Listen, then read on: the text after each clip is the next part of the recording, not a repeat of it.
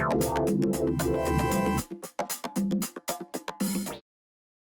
은혜 받으실 하나님의 말씀은 시편 37편 23절에서 31절까지의 말씀입니다.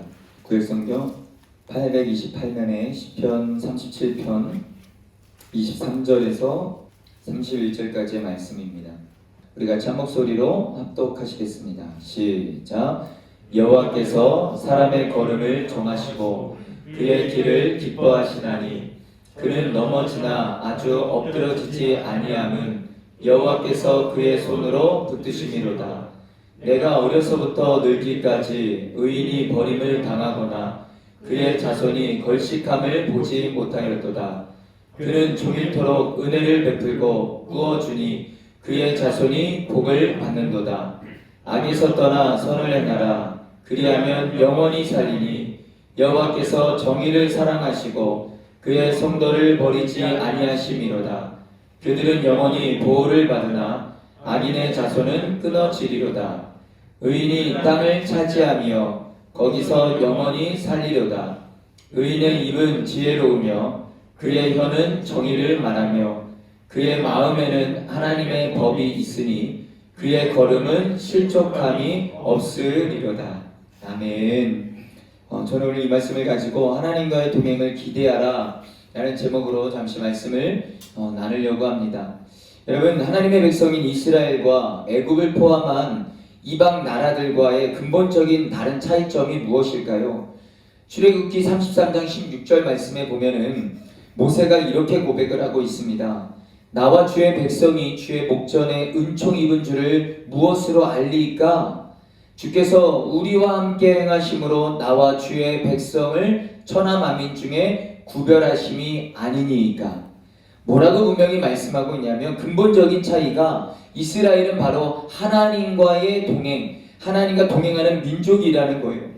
그런데 모세가 생각하는 관점과 이스라엘 백성들이 생각하는 관점은 달랐다라는 겁니다. 여러분, 그 모세는 그 차이를 하나님과 동행함, 그 하나님과 동행하는 것으로 생각했다면 이스라엘은 하나님과의 동행이 아니라 하나님으로부터 인하여서 받게 되는 어떠한 복에 대해서 생각을 했다라는 겁니다. 그 차이를. 그래서 광야 길 속에서 적어도 애굽에서보다는 좀 나아야 되지 않겠냐, 아니 애굽보다는 좀 더 좋은 대우를 받아야 된다라고 생각을 했기 때문에 광야에서 그들은 끊임없이 모든 상황 속에서 원망하고 불평할 수밖에 없었다라는 겁니다. 자, 여러분, 만약 우리가 이스라엘 백성들처럼 그렇게 우리도 이 땅에서 신앙생활을 하면서 그렇게 생각을 한다면 여러분, 우리의 신앙생활은 굉장히 힘들 겁니다. 왜냐하면 지금까지 우리가 시편 37편의 말씀을 우리가 계속 살펴보고 있지만 현실은 오히려 하나님이 악인들에게 복을 주시는 것처럼 보이고요. 또한 우리를 도우시는 것이 아니라 오히려 그들을 도우시는 것처럼 보여지기 때문입니다. 그런 현실 속에서 성도는 그들보다 좋은 대우를 받아야 되는데 그들보다 하나님이 나에게 뭔가 하나님으로부터 뭔가 좋은 것, 어떤 것들을 내가 누리고 받아야 되는데 라고 생각을 한다면 오히려 큰 낙심만을 경험하게 될 것입니다. 여러분, 기억하십시오. 성경의 가장 큰 복은 하나입니다. 뭐냐면 따라합니다. 하나님이 우리와 동행하신다. 여러분, 성경에서 말하는 가장 큰 복은 뭐냐면 하나님이 우리와 동행하시는 복입니다. 오늘 본문은 하나님께서 그분의 백성들과 동행하실 때 어떻게 인도하는지에 대해서 말씀을 해주고 있습니다. 그럼 오늘 본문 23절 말씀을 보십시오. 같이 한번 읽어보겠습니다. 시작. 여호와께서 사람의 걸음을 정하시고 그의 길을 기뻐하시나니. 하나님께서 우리의 길을 인도하시고 그 길을 기뻐하신다라고 말씀하고 계세요. 여러분, 그렇다면 하나님께서 우리의 길을 인도하실 때에 그 기쁨 가운데 인도하시는 이유가 여러분 그 길이 우리가 볼 때 좋은 길이고 우리가 그 길 속에서 어떤 만족을 누리는 그런 길이기 때문일까요? 여러분, 그것은 아니다라는 겁니다. 여러분, 사실 그렇지가 않아요. 그 다음 기록을 보면은요 24절 말씀입니다. 같이 한번 읽어볼게요. 시작. 그는 넘어지나 아주 엎드러지지 아니함은 여호와께서 그의 손으로 붙드심이로다. 아멘. 하나님이 인도하시는 길은 넘어질 수 없는 길이어야 될 것 같은데 그렇잖아요. 하나님이 우리의 인생의 길을 인도하시고 지켜주시고 보호하신다고 막 우리는 그렇게 듣는데, 그렇다면 하나님이 인도하시는 우리의 인생길은 넘어지면 안 됩니다.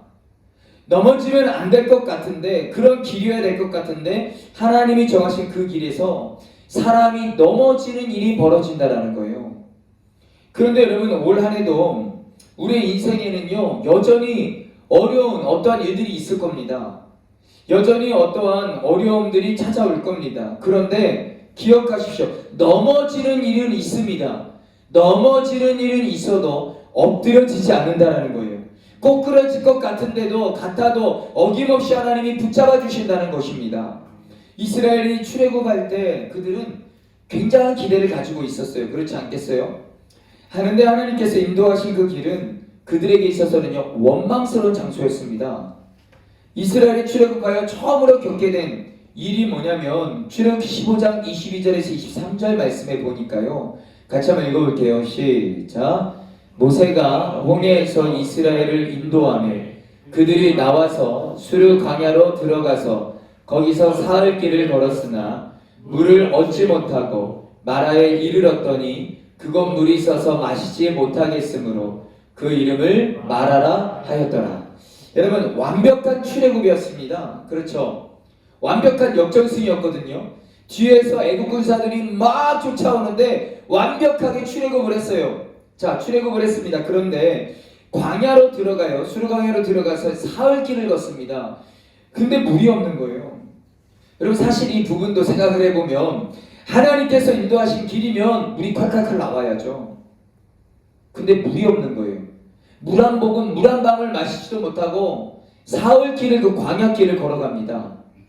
그러다가 물이 있는 땅을 만났어요. 그 지역이 마라라고 하는 지역입니다. 그런데 문제는 그 물이 쓴물이기 때문에 마실 수가 없었다라는 거예요. 여러분, 이때 출애굽기 15장 24절 말씀에 보면은요 그들의 반응이 나오는데, 백성이 모세에게 원망하여 이르되 우리가 무엇을 마실까?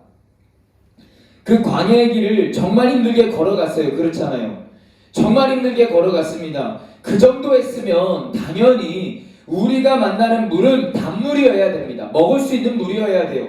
자, 그런데 쓴물을 만났으니 원망할 수밖에 없었다는 거죠. 여러분, 그들이 광야길로 들어간 것이 그들의 선택입니까? 아니에요. 하나님의 선택이에요. 하나님이 인도하셨기 때문에 그들이 간 거거든요. 그러면 그 길에서 그들은 넘어지는 경험을 하지 말아야 돼요. 그렇잖아요. 하나님이 계획하셨고 하나님이 인도하시는 길인데 왜 넘어지냐라는 거죠. 쓴물이 아니라 단물을 만나야죠. 그렇게 고생을 했는데. 그러나 여러분, 감사한 것은요, 넘어지긴 해요. 그런데 엎드려지지는 않습니다. 하나님이 쓴물을 단물로 바꿔주심으로 그들의 목을 축여주시는 거예요. 그런데 여러분, 하나님은 이스라엘이 생각해 보면은요 마라라는 지역으로 올 거라는 것을 모르셨을까요? 힘들게 정말로 목이 말라 죽을 것 같은 그 상황 속에서 그 지역에 도착을 할 거라고 모르셨을까요? 아셨을 거라는 거죠. 심지어 오늘 보니까 고칠 능력도 있으시잖아요. 그 물을. 그렇다면 저 같으면 내 자녀 오기 전에 미리 단물로 딱 바꿔놓고 짜잔 할 거예요.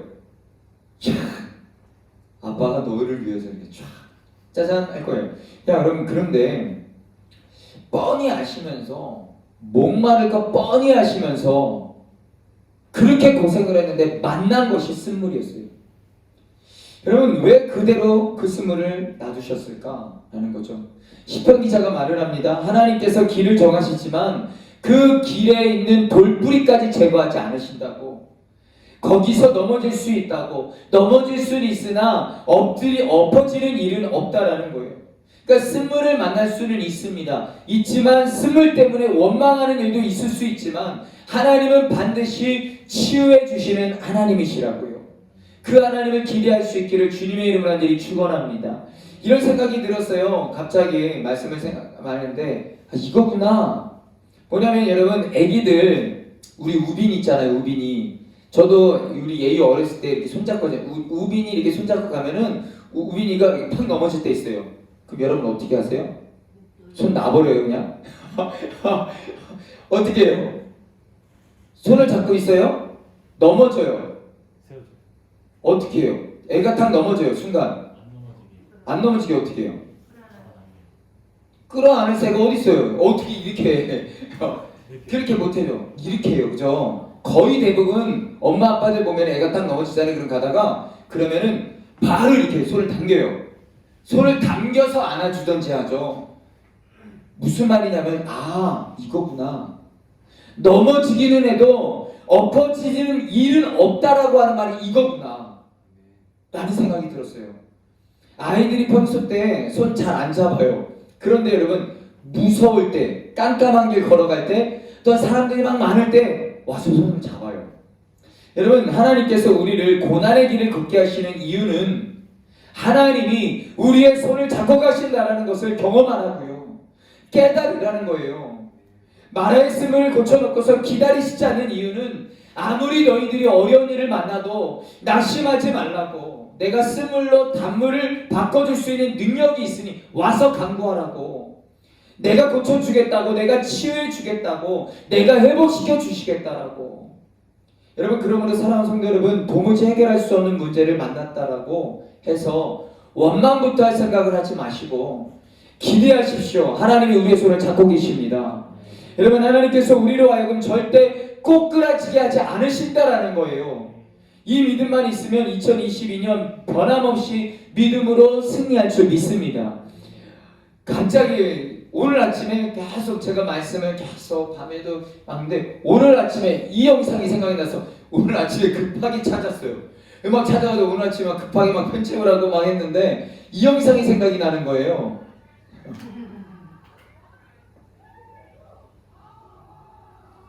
이 영상이 생각나는 거예요.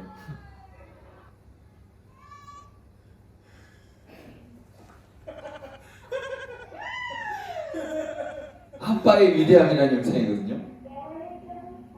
야, 진짜 이렇게 돼요, 아빠는. 와.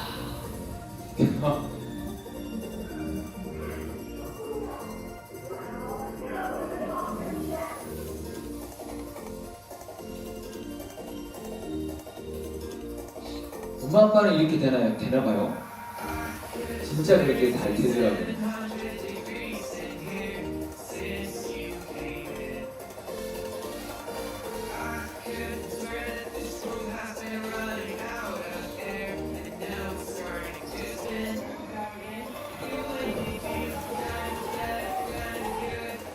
초사이어는 일어난 아빠.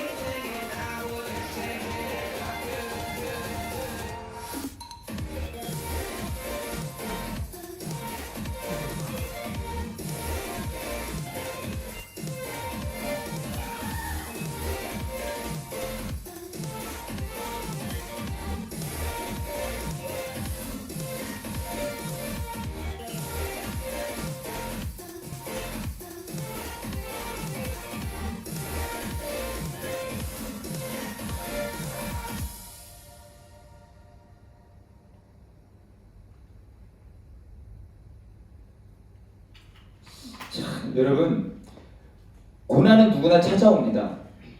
세상 사람들도 넘어지고요, 우리도 역시 넘어져요. 차이가 있다면 우리는 엎어지지 않는다라는 것입니다. 왜냐하면 하나님께서 붙잡아 주실 거니까요.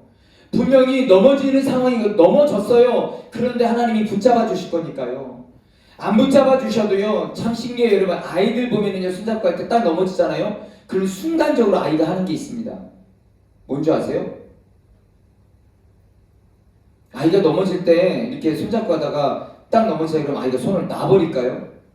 어떻게 냐면 확 잡아요. 무슨 말이냐면은 안 붙잡아 주신다 할지라도 우리가 그분의 손을 덥석 붙잡고 일어날 수 있으니까요. 여러분, 그러므로 우리 인생 가운데 건강의 문제, 어떤 관계의 문제, 경제적인 문제, 여러분 이상한 게 아닙니다. 그런 것들이 있는 게 경험하라는 거예요. 하나님은 치유하시는 분이라는 걸 경험하라고요. 하나님은 전능하신 분임을 경험하라는 것입니다. 다만 걱정은 뭐냐면 문제를 주면은 우리는 문제만 풀려고 한다는 거예요. 그러나 분명히 기억하시길 바랍니다. 문제를 푸는 게 능사가 아니라 하나님의 손을 붙잡는 게 중요하다는 거예요. 그렇게 하라고 문제를 주셨는데 우리는 하나님의 손을 놔버려요. 하나님의 손을 놔버리고 문제만 풀려고 한다는 것이 문제인 것입니다. 여러분, 올해 문제를 푸는 해가 되지 마시고 우리의 삶에서 매 순간순간 어떤 문제를 푸는 해가 되지 마시고 여러분 하나님과 동행하는 해가 되시기 바랍니다. 네, 여러분 넘어진 듯한 상황에서 하나님은요 우리의 손을 꽉 붙잡아 주시기 때문입니다. 여러분 오늘 본문 25절을 보면은요 내가 어려서부터 늙기까지 의인이 버림을 당하거나 그의 자손이 걸식함을 보지 못하였도다. 시편 기자가 평생을 두고 관찰을 한 거죠. 관찰을 한 결과 중요한 사실을 발견했대요. 하나님께서는요 의인을 버리신 적이 없다고. 잠시 넘어지는 것 같은 의인일지라도 반드시 회복시켜 주신다라는 거예요. 여러분 특히 모든 하나님의 백성들에게 공통적으로 보장해 주시는 것이 있는데 뭐냐면 절대 우리를 버리지 않으신다라는 것입니다. 또한 그리고 부욕해 하지 않으실지 몰라도 부끄럽게 하지 않으신다라는 거예요. 여러분 이 정도만 있으면 우리는 믿음 가운데 걸어갈 수 있습니다. 왜 하나님은 최고의 것을 약속해 주시지 않으시냐면 최고의 것은요 언제나 최고의 것이 아니기 때문이에요. 여러분 다윗이 언제 무너집니까? 성경을 보면 다윗은요 최고의 자리 그 정점에 있을 때 무너졌습니다. 차라리 목동으로 있었을 때가 더 좋았을지도 몰라요. 그러므로 사랑하는 성도 여러분 최고를 누리는 상태가 복이 아니라 하나님께서 우리와 동행하고 있는 그 상태가 복된 상태임을 분명히 기억하시기를 바랍니다. 그러면 누구는 최고의 것을 주시고 누구는 왜 안 주시는가? 여러분 이렇게 생각하면 좋을 것 같아요. 누군가는 그것을 감당할 만하니까 주시는 거라고요. 많은 사람들이 그러죠. 나 안 변할 자신 있으니까 돈 좀 많이 주셨으면 좋겠다고. 절대 나 그대로 똑같아. 그 돈으로 내가 선교하고 그 돈으로 하나님 영광 돌리고 내가 그럴 거니까 나 안 변할 자신 있으니까 돈 좀 많이 주셨으면 좋겠네. 여러분 그렇다고 믿음이 큰 사람은 가난하게 살아야 되는가? 아니에요. 어떤 사람은 오해를 해서 뭔가 믿음이 좋으면 꼭 가난하게 살아야 될 것 같은 그렇게 생각하는 사람들도 있어요. 여러분 물론 믿음도 좋고 정말 좋고요. 신앙도 정말 좋은 부자이신 분들 굉장히 많아요. 정말 많아요. 그런데 일반적으로 부자가 되면은요 기도가 간절해지지가 않아요. 일반적으로 부자가 되면요 믿음 생활이 간절해지지가 않습니다. 그건 절대로 복이 아니다라는 거죠. 혹시 물질에 있어서 어떠한 복이 없다라고 생각을 이렇게 하시나요? 여러분 하나님께서 내가 교만할 것을 아셔서 하나님 없이 살까봐 기도하지 않을까봐 내게 부족함 어려움을 주시는구나. 이것 때문에 내가 하나님께 더 가까이 가면 그게 진짜 복이지. 그렇게 생각을 하시면 돼요. 여러분 저도 그러거든요. 하나님 내가 진짜 하나님이 나에게 로또 하나만 딱 내게 해주시면 내가 거기서 정말 기가 막힌 성전하고 건물 하나 딱 세워가지고 우리 성도들 그 공동 살 수 있게 집 다 이렇게 탁탁탁탁탁 얼마나 좋아요. 얼마나 좋아. 하나님이 나라는 인간을 아시는 거예요. 그때 되면은 안 그럴 것 같으니까 하나님 안 찾을 것 같으니까 기도 안 할 것 같으니까 그러니까 안 주시는 것 같다라는 생각이 들더라고요. 여러분 그러므로 우리는 문제가 있느냐 없느냐가 중요한 것이 아닙니다. 진짜 중요한 것은 모든 상황에서 하나님과 동행할 수 있느냐라는 거예요. 여러분 진짜 중요한 것 부요에도 온전히 동행할 수 있는 사람은요 부요가 복입니다. 그런데 그리고 가난해서 하나님께 더 가까이 갈 수 있다면 그게 또 그 사람에게는 복이다라는 거예요. 시편 기자는 오늘 본문 26절에서 30절을 통해서 하나님께서 의인의 삶에 반드시 일하시고 그들에게 필요한 모든 것을 채워주실 것이기 때문에, 그러기 때문에 선을 행하고 정의를 사랑하라라고 그렇게 권면을 합니다. 그러면서 시인은 마지막으로 오늘 보면 31절의 말씀에 보면은 이렇게 권면을 해요. 같이 한번 읽어보겠습니다. 시작. 그의 마음에는 하나님의 법이 있으니 그의 걸음은 실족함이 없으리로다. 아멘. 그의 걸음에서 엎어지지 않는데 어떻게 해야 엎어지지 않느냐면은, 여러분을 말씀해 보니까 그 마음에 하나님의 법이 있어야 된다라는 거예요. 즉 우리의 삶 속에 환경의 지배를 받는 것이 아니라 말씀의 지배를 받고 있을 때라야 그가 그 길에서 넘어질 수는 있으나 엎어지지 않는 일을 경험할 수 있다라는 거예요. 여러분, 야고보서 1장 21절의 말씀에 보면 이런 말씀이 있습니다. 그러므로 모든 더러운 것과 넘치는 악을 내버리고 너희 영혼을 능히 구원할 바 마음에 심어진 말씀을 온유함으로 받으라. 어디서 뭔가 듣던 말씀이 있지 않나요? 그죠? 우리 시편 계속 37편 말씀을 나눴던 것처럼, 그렇죠? 야고보가 생각하는 성도됨의 본질은 외적으로 드러나는 뭔가가 아니라 이 내면에, 우리의 내면 안에 말씀이 있느냐 없느냐가 그게 성도라고. 하나님께서 사람을 구원하실 때 우리의 내면 안에 하나님의 말씀을 집어넣어 놓으셨는데, 중요한 것은 온유함으로 그 말씀을 받으라 라고 하는 것입니다. 왜냐하면 우리가 만나는 현실은 하나님의 말씀대로 살면 큰일 날 것 같은 현실이거든요. 그 말씀이 잘못된 것처럼 보이는 현실들을 우리는 만나게 되거든요. 하나님이 나를 버리신 것 같고 도와주시지 않는 것 같아요. 그럼에도 불구하고 야고보 사도는요, 뭐라고 말하는지 보세요. 이 말씀을 온유함으로 받으라. 온유함으로. 온유함이요. 사람들을 향한이 아니라 계속 말씀해줘. 하나님을 향한 온유함이요. 반드시 그 말씀대로 된다 라고 하는 그 믿음을 가지고 오늘도 그 말씀으로 살아야 한다는 것입니다. 여러분, 오늘 본문의 말씀도 똑같아요. 의인이 왜 넘어지지 않을까요? 의인이 왜 엎어지지 않나요? 이 안에 말씀이 있기 때문이다라는 거예요. 말씀이. 여러분, 이 자리 가운데, 여러분 가운데 항상 기뻐하는 것, 쉬지 말고 기도하는 것, 범사에 감사하는 것, 그것이 하나님의 뜻이다라는 것 모르시는 분 있어요? 아무도 없습니다. 다 알아요. 그런데 왜 그렇게 못 삽니까?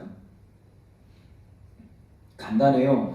우리가 환경의 지배를 받고 있기 때문이다라는 겁니다. 여러분, 의인은 환경의 지배를 받는 자가 아니라 말씀의 지배를 받는 자입니다.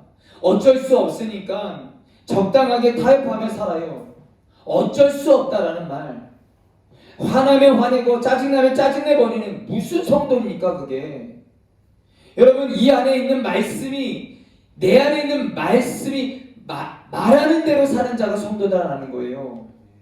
내 안에 있는 하나님의 말씀이 내 안에서 말하는 대로 사는 자가 성도다라는 거예요.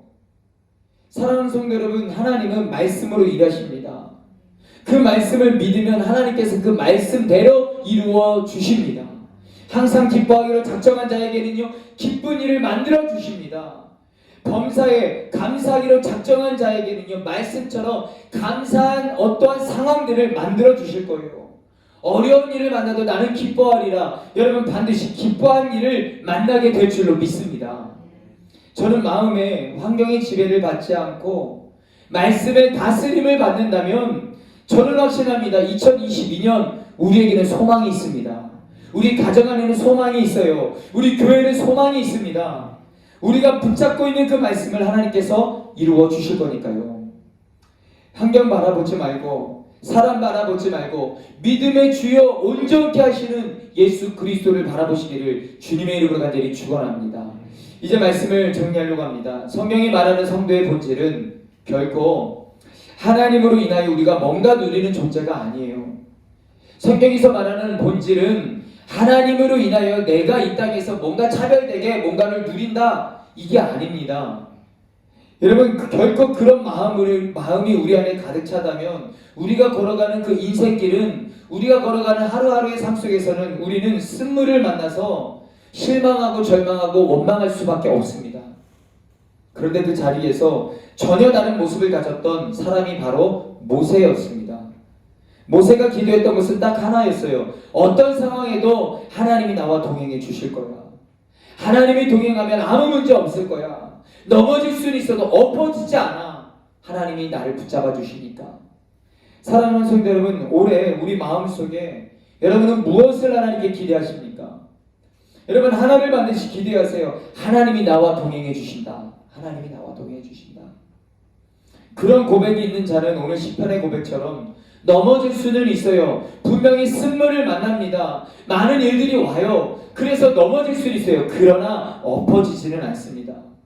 환란 속에 들어갈 수는 있어요. 그러나 하나님이 건져 주실 것입니다. 왜냐하면 환경의 지배를 받는 것이 아니라 말씀의 지배를 받고 있으니까요. 사랑하는 성도 여러분, 하나님과의 동행을 기대하고 삶의 현장에서 진짜 동행하는 삶을 사는 저와 여러분이 될 수 있기를 주님의 이름으로 간절히 축원합니다. 여러분, 이 시간 좀 기도했으면 좋겠어요. 여러분, 시간 기도할 때에 그런 고백을 하나님 앞에 한번 드려볼까요? 하나님을 믿는다고 하면서 내가 이 땅 가운데 환경의 지배를 받고 살아갑니다.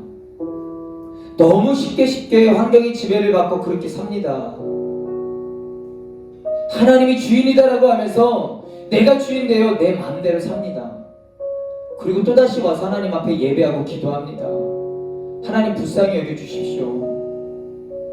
하나님 말씀 붙잡고 한결같이 주님만 바라보게 하여 주십시오.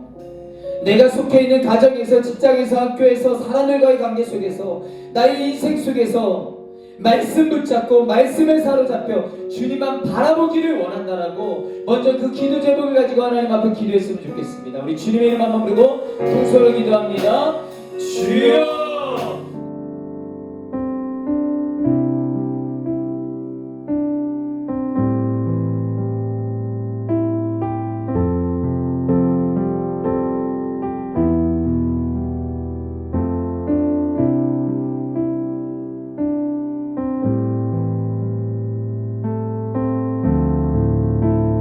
지금은 우리를 죄악 가운데 보내신 예수 그리스도의 크신 은혜와 하나님 아버지의 무한하신 사랑과 성령의 감동감에 대해 교통 충만하심이 주님과의 동행을 기대하며 믿음으로 나아가 살아가는 주의 백성들 머리 위에 우리 예수 이름 교회 위에 이제로부터 영원토록 함께 하시기를 간절히 축원하옵나이다. 아멘.